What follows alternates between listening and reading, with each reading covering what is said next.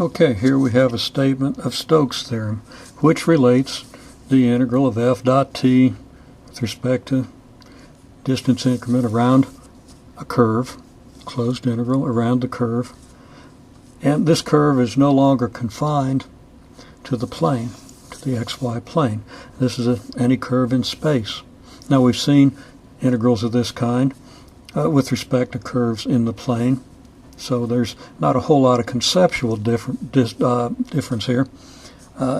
There's an extra parameter to worry about, or an extra variable to parameterize, but it's very much similar to what we've already done. And we're going to say that that integral is equal to the integral of the normal component of the curl integrated with respect to area. Now, we've shown the same thing in the plane just very recently. So if you've been watching the recent developments in the course, you're familiar with this in the plane, but now this is a surface in space, and it's any surface that that's bounded by the curve C. So we have the important condition. If C is the boundary curve for the surface S, then we have this theorem. Now we're not going to prove this theorem, but again, we've already seen an analogy in the plane. The proof of the theorem is a little bit beyond the scope of this particular course. So just to remind you, we recall the previous result, that the circulation basically around a curve in the plane is equal to the integral within the region of the curl of f dot k with respect to area. Now k is normal to the area of any region in the plane, k being perpendicular to the xy plane. So that for two dimensions, this theorem is identical to this. If we confine ourselves to regions and curves in the xy plane, then we've already proven this theorem. To prove it in three dimensions is a little bit more challenging. Now you recall how we pictured this particular integral. We have a curve in the plane. We have arrows indicating the direction in which we choose to integrate. And we have a vector field. Okay, now these vectors are supposed to be down in the plane. It's not completely clear the way it's drawn, but these are vectors in the plane, and there's maybe some circulation within this vector field. Okay, the enclosed region we call R, the region over which we're going to integrate the curl. So for the first left-hand side, we simply integrate the tangential component of this vector field F. Now, in most places, this vector field appears to be diverging out of the region, which means that a lot of the vector field is going to be perpendicular to the boundary. Maybe we're not going to have a whole lot of circulation around this boundary, but perhaps we do have some. Now, if we look at the integral over R of the curl of f dot k in two dimensions, these vectors are all in the plane. The divergence of a vector field is at every point perpendicular. The curl of a vector field is at every point perpendicular to that field. So in this case, the curl of our plane vector field, the vector field in the xy plane, is perpendicular to the xy plane, maybe up, maybe down, but always perpendicular in the direction of the k vector. So when we integrate the curl of f dot k, the curl of f is always perpendicular to the plane. K is normal to the plane, so curl of f dot k will either be a positive or negative number whose magnitude is equal to the curl of f. If our curl has more up than down, then we'll have a positive integral if we move around this curve in the positive direction. If there's more down than up, then the integral of the curl would be negative. And the integral of the curl is a measure of the net circulation, just as the integral around the boundary of the region of the tangential component of the force field is a measure of the circulation within this region. Now, to see what's going on with Stokes' theorem, we simply think of taking this region within the plane. So we have a plane curve in the xy plane, and the region is in the xy plane, and I've sketched contour lines parallel to the x and y axes to show that this is a flat region. And we imagine we deform this region. We just kind of stretch it a little bit. We pull it up out of the plane and maybe twist it a little bit here and turn it a little bit here, so that the boundary of this region is going to be some curve in space. So let's just kind of emphasize that curve by shading it.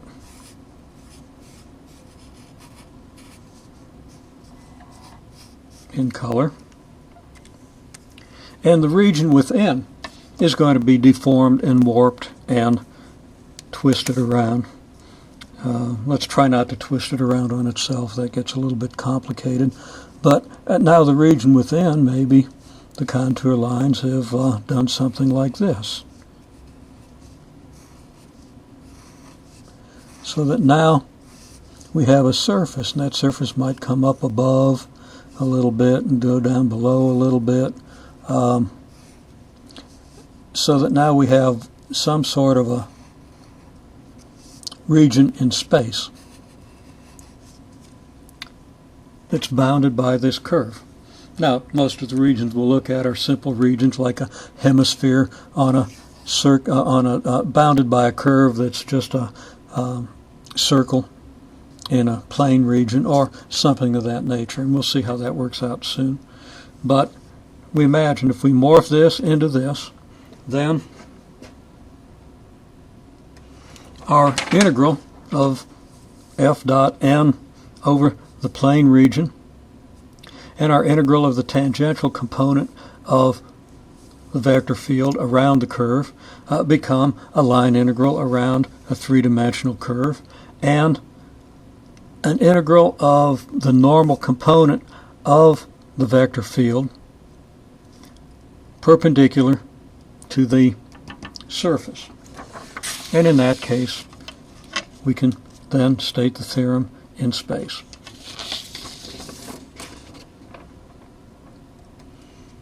The nuts and bolts of applying this theorem are fairly familiar by this point. Let's look at what we have. Now, we have to have a vector function f, which is typically mi plus nj plus pk.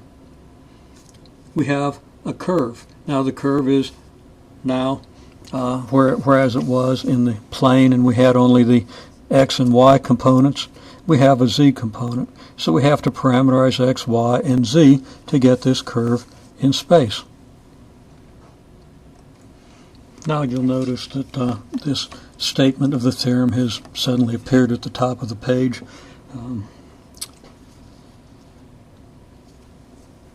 Just for reference, don't want to keep moving back and forth to a previous sheet. So we want to be able to integrate f dot t ds. Now, note, as it was noted on the other sheet, I don't think I mentioned it, this is a little s. This is a displacement or a distance interval along our curve. This is d big S. This is a surface area increment along our surface, or on our surface. So to integrate f dot t ds, it helps to have t ds. And as we've seen previously, t is just the unit tangent vector, and ds is our distance vector. And since our distance vector includes a square root of x prime squared plus y prime squared plus z prime squared, our unit tangent vector will just be what we see right here, divided by its own magnitude, which is the square root of x prime squared plus y prime squared plus z prime squared. That square root, which appears as part of the ds and appears in the denominator of the t, just goes away. And our t ds is just this, x prime I plus y prime j plus z prime k dt. If we have our parameterization dt, and x prime dt is just dx, y prime dt is dy, z prime dt is dz. And this, again, is something we should be very familiar with by this point. So I'm really just recapitulating. So that our integral over c of f dot dt, and that's a closed integral, as is this. Our integral, closed integral, integral over the closed curve of f dot dt ds just turns out to be f, which is this, dotted with our t ds, which is this, or this. And we have then the f dotted with the TDS, the dxi plus dyj plus dzk form. And that dot product just gives us the integral of m dx plus n dy plus p dz. Again, nothing really new, just trying to make sure we're reoriented. We're oriented, trying to say the word reoriented. And the bottom line is then that this integral is very much like it is in the plane, except that we have an extra parameter on our z, and we have our dz down here as well.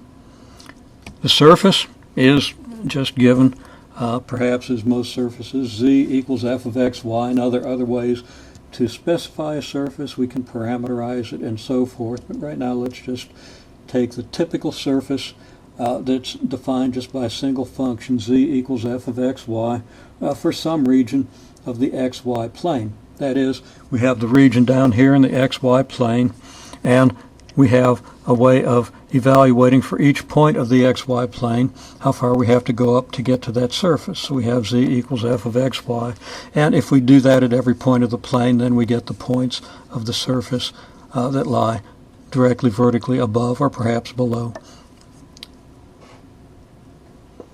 We know that we can get a normal vector in one of any number of ways. The most convenient way that I've been using is that we take the gradient of z minus f of xy.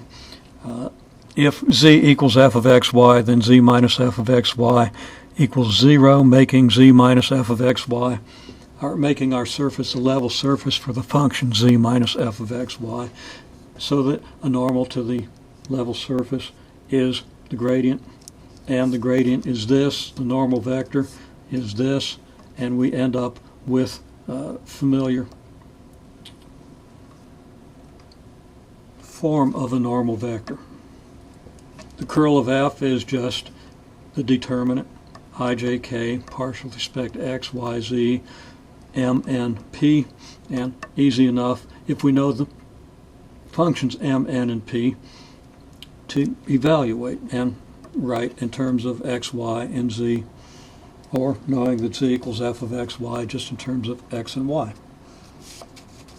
Recapitulating a little bit from what we know about surface area in surface area increments, the area of the surface area corresponding to an area in the plane, an area increment in the plane, is dA over cosine of gamma, where gamma, you recall, is the angle between the normal to the surface, this vector, and the normal to our area increment. If our area increment is in the xy plane, then the perpendicular to the area increment is the k vector. We dot that with the n vector, the unit normal, and we get the cosine of the angle between the two vectors. And of course, then we just write that as dA over n dot k. And often then our dA, our area increment, will be a delta x by a delta y, although it could well be an r delta theta polar coordinates. So this is a summary of the ideas that should illuminate the meaning of this integral and this integral.